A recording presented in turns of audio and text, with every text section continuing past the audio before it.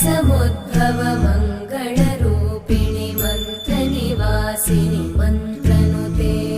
मङ्गलदायिनि अम्बुजवासिनि देवगणाश्रितपादयुते जय जय हे मधुसूदन कामिनि धान्यलक्ष्मि जय पालय माम् जय वरवर्णिनि वैष्णवि भार्गवि मन्त्रस्वरूपिणि मन्त्रमये सुरगणपूजित शीघ्रफलप्रद ज्ञानविकासिनि शास्त्रनुते भवभयहा